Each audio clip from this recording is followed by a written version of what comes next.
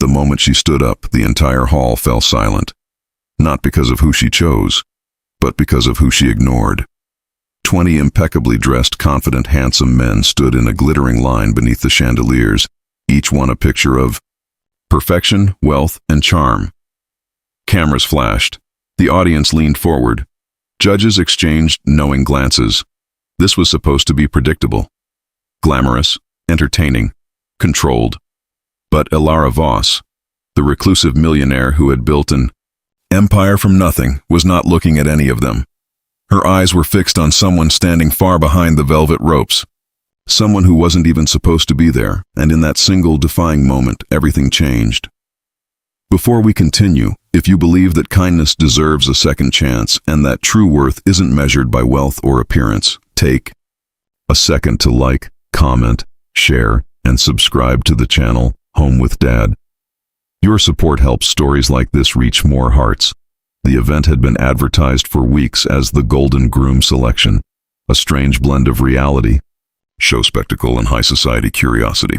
Ilara Voss, known for her razor-sharp business instincts and an almost mythical private life, had announced she was looking for a partner, not just for marriage, but for life. The twist was simple. Candidates would be judged not only on looks and charisma, but also on character. Yet everyone in attendance knew how these things usually went. Wealth chose wealth, beauty chose beauty. Status reinforced status. The 20 finalists were flown in from across the world. They wore tailored suits, spoke flawless English, and carried themselves like men who had never been told no in their lives. Their resumes were impressive: entrepreneurs, athletes, heirs to family fortunes. Each had a story polished to perfection. And then there was Kale Rahim. He wasn't on the list. He wasn't invited. He didn't even belong in that room. Kale stood near the back, just inside the service entrance, holding the small hand of his 6-year-old daughter, Nira. He had come not as a contestant, but as a temporary electrician hired to fix a lighting issue before the event began. His clothes were clean but worn, his shoes slightly scuffed, and his hands bore the quiet evidence of years of labor. Nira looked around with wide, curious eyes, clutching a small stuffed rabbit that had clearly been loved for a long time. She had insisted on coming along because she didn't want to stay alone at home. Kale had hesitated but ultimately agreed, unable to deny her gentle plea. He had no idea that simply walking into that hall would alter the course of their lives. Kale's story was not one of dramatic tragedy, but of slow, relentless struggle. Years earlier, he had lost his wife, Serene, to a sudden illness that left him shattered and unprepared. Overnight, he became both father and mother to a grieving child while trying to keep his modest life from falling apart. He took whatever work he could find: construction, repairs, night shifts, anything that paid enough to keep food on the table and a roof over their heads. There were nights he went hungry so Nira could eat. Days he worked through exhaustion just to afford her school supplies. He carried guilt for not being able to give her more, even as he gave her everything he had. Yet despite it all, there was something unbroken about him. A quiet dignity, a resilience that didn't demand attention, but refused to fade. That day, as Kale adjusted a faulty overhead light, he kept his head down, focused only on finishing his job.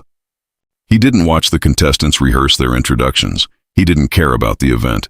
His world was small and immediate: make sure the lights worked, get paid, go home, cook dinner, help Nira with her homework. Simple, honest, enough.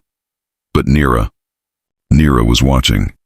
She saw the shining stage, the elegant dresses, the laughter, the sparkle of a world she had never known. She tugged gently on Kale's sleeve and whispered something that made him smile for the first time that day. She asked if the princess on stage was real. Kale glanced toward Ilara Voss, who was seated at the judges' table, her expression calm yet unreadable. She wore a simple, elegant dress that somehow outshone every extravagant outfit around her. There was a stillness about her, as if she existed slightly apart from everything happening. Kale nodded softly to Nira, telling her that sometimes people weren't what they looked like, but that didn't mean they weren't special. It was a quiet moment, one that should have passed unnoticed, but Ilara heard it, or rather, she felt it. She had spent years surrounded by noise, flattery, ambition, carefully constructed personas. People spoke to impress her, to win her favor, to gain access to her world. It had become exhausting, predictable, hollow, so when she heard a voice that carried no expectation, no performance, no hidden agenda, it stood out like a single note in silence. She turned her head and she saw him, not the polished men on stage, not the audience dressed in wealth and confidence, but a tired man in the back, crouched beside a child, speaking gently as if nothing else in the world mattered. Something in her chest tightened. The event began as planned.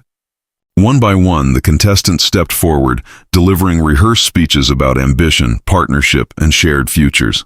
They spoke of success, vision, compatibility. The audience applauded. The judges nodded. Ilara listened, but her mind kept drifting. Each answer sounded perfect. Too perfect. She asked questions, testing them, probing for something real. Some faltered slightly, others adapted quickly, but none of them broke through the invisible barrier she felt between herself and the world. Then, halfway through the event, the lights flickered, a small disruption, nothing dramatic. Kale noticed immediately. He stepped forward instinctively, moving with quiet efficiency to correct the issue. Nira followed closely, her small hand never leaving his. As he worked, one of the stage assistants grew flustered, unsure how to proceed. The delay stretched awkwardly. Without thinking, Kyle spoke calmly, reassuring her that it would be fixed in a moment. His tone was steady, grounding, free of panic. The assistant relaxed. The audience barely noticed, but Ilara did. She watched the way he moved, not hurried, not seeking attention, but simply doing what needed to be done. She watched how he checked on his daughter before finishing his task, how he offered a small smile to reassure her. There was no performance in it, only truth, and suddenly, the entire event felt wrong. The polished speeches, the rehearsed charm, the expectation that she would choose from a lineup of perfection. For the first time since the event began, Ilara felt something real, and she couldn't ignore it. When the final contestant finished, the room filled with anticipation. This was the moment everyone had been waiting for. Cameras focused. The audience held its breath. Ilara stood. She looked at the line of 20 men, each one exceptional by every visible standard, and then she turned away. Her heels echoed softly against the floor as she walked past them. Past the judges, past the carefully constructed narrative of the evening. She walked straight toward the back, toward Kyle. The room erupted in confusion. Whispers spread like wildfire. Cameras scrambled to follow her. Kyle froze, unsure what was happening. Nira tightened her grip on his hand. Ilara stopped a few steps in front of them. For a moment, neither spoke. She studied his face, the weariness, the strength, the quiet resolve. And then she looked at Nira, whose eyes reflected both curiosity and innocence. Ilara felt something shift inside her, a recognition, as if she had been searching for something she couldn't name, and suddenly it was right in front of her. She asked Kale a simple question, not about his achievements, not about his ambitions, but about his life, and he answered honestly. He spoke of loss, of responsibility, of trying every day to be enough for his daughter. He didn't try to impress her. He didn't hide his struggles. He simply told the truth, and for the first time that evening, Ilara smiled. Not the polite smile of a public figure, but a real one, the kind that comes from understanding. The decision she made that day shocked everyone. Headlines exploded across media outlets.